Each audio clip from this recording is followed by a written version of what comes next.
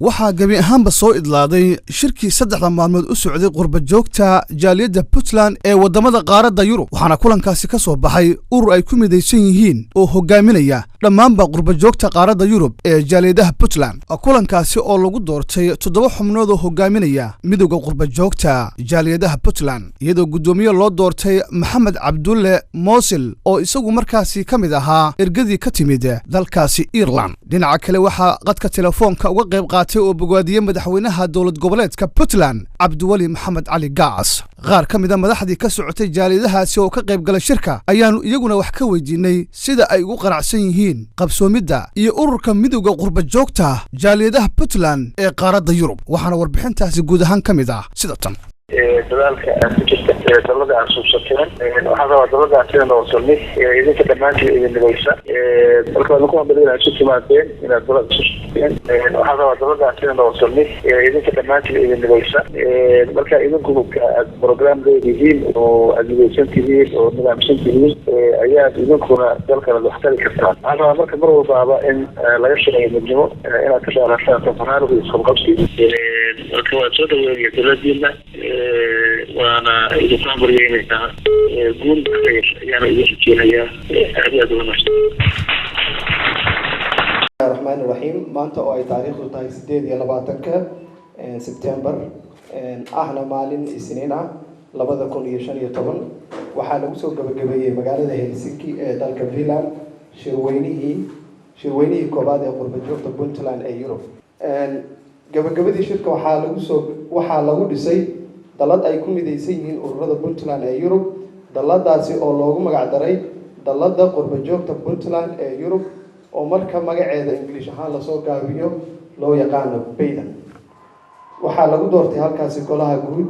iyo golaha fulinta ee daladu ay yeelanayso sidoo kale waxa loo doortay gudoomiyaha golaha fulinta dalada Engineer Maxamed Cabdulle Faarax oo loo yaqaan Maxamed Muuse oo ka socday ururka udug ee Ireland daladu waxay ugu baaqaysaa qurba joogta kale ee Soomaaliyeed iyaguna inay ku midoobaan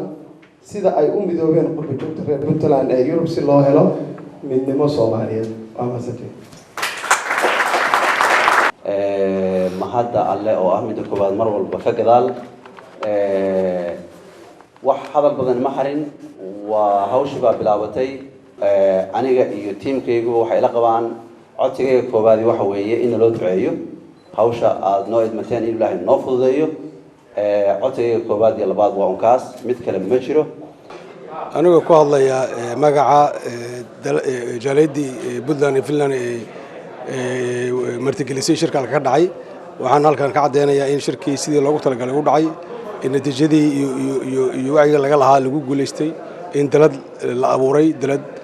qurba joogta reer Puntland ee qaaradda Yurub anagana waxaan halkan ka cadeynaa inaan taageerino aan la shaqeynayno si aan soo dhaweynay oo halkan aan martiqaadka aan ugu fidinay inaan haddana la shaqeyno ayaan ballan qaadaynaa bismillaahir rahmaanir rahiim runtii waxa Ilaahay subhanahu wa ta'ala loogu mahadiyaa kulankii labada maalmood u socday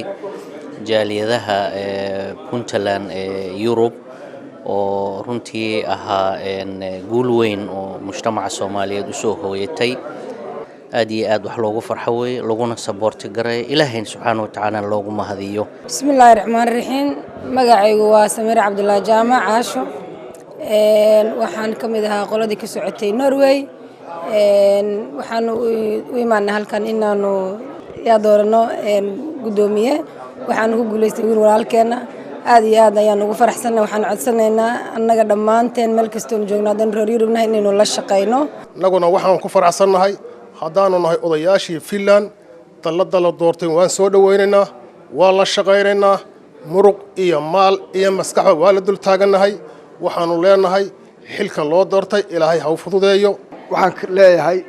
shirka iyo guulba ku dhamaaday ujeedadii laga lahaa oo maalkan iyo kharashkan iyo waqtigan iyo hawsha loo gashayna waanu kaga faa'iidnay meel fiican buu ugu dhamaaday